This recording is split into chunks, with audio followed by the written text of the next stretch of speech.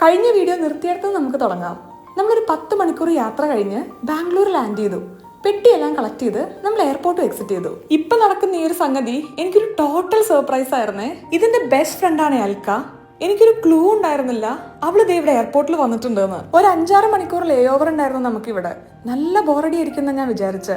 പക്ഷെ ഇവര് വന്നതുകൊണ്ട് സമയം തികയാത്തത് പോലെയായിരുന്നു. നമ്മുടെ ചെക്ക് ഇൻ സ്റ്റാർട്ട് ചെയ്യാനായപ്പോക്ക് ടാറ്റ ബൈ ബൈ പറഞ്ഞ് അവര് വീട്ടിൽ പോയി.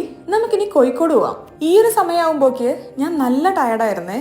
പക്ഷെ എന്തോ ഭാഗ്യത്തിന് എക്സൈറ്റിംഗ് ആയിട്ടൊരു ലഗേജ് ഇഷ്യൂ വന്നു. അതോടുകൂടെ നമ്മൾ ഓണായി. പിന്നെ പാക്കിങ്ങും റീപാക്കിങ്ങും സെക്യൂരിറ്റി ചെക്കിങ്ങും ഒക്കെ കഴിഞ്ഞ് കുറെ വെള്ളവും ജ്യൂസും ഒക്കെ കുടിച്ചപ്പോക്ക് ദേ നമ്മുടെ ബോർഡിങ് സ്റ്റാർട്ട് ചെയ്തു. വേറെ എവിടെയൊക്കെ നമ്മൾ പോയാലും നാട്ടിൽ വരുമ്പോൾ കിട്ടുന്ന ഒരു ഫീൽ ഉണ്ടല്ലോ, അത് സ്പെഷ്യലാണ്. ഫ്ലൈറ്റ് കയറി ഒന്ന് ഇരുന്നപ്പോഴേ എനിക്ക് മനസ്സിലായേ എന്റെ 2-3 കിളികൾ എന്നോട് ടാറ്റ ബൈ ബൈ പറഞ്ഞിരിക്കുന്നു. പിന്നെ ബോധം പോയതാണോ ഉറങ്ങിയതാണോ എന്ന് എനിക്കറിയില്ല. കണ്ണു തുറന്നപ്പോക്ക് നമ്മൾ ഇതേ കൊണ്ടോട്ടി എത്തി. പ്രഗ്നന്റ് ആയതിനു ശേഷം ആദ്യമായിട്ടാണ് പേരൻസിനെ കാണാൻ വേണ്ടി പോകുന്നത്. എന്റെ വീട്ടിലൊരു നീണ്ട 13 വർഷത്തിന് ശേഷമാണ് ഒരു കുട്ടി ഉണ്ടാവുന്നത്. അതിന്റെ എക്സൈറ്റ്മെന്റ് എല്ലാവർക്കും ഉണ്ട്. അങ്ങനെ യാത്രയൊക്കെ കഴിഞ്ഞ് നമ്മൾ അക്ഷരത്തിലെത്തി. വിഷ്ണുവിന്റെ വീട്ടിലെല്ലാവരും ടീച്ചേഴ്സാണ്. അതുകൊണ്ടാണ് വീട്ടുപേര് അക്ഷരം. ക്രിയേറ്റീവ് അല്ലേ? അപ്പൊ ഇനി കുറച്ചു കാലം നമ്മൾ നാട്ടിലുണ്ടായിരിക്കും.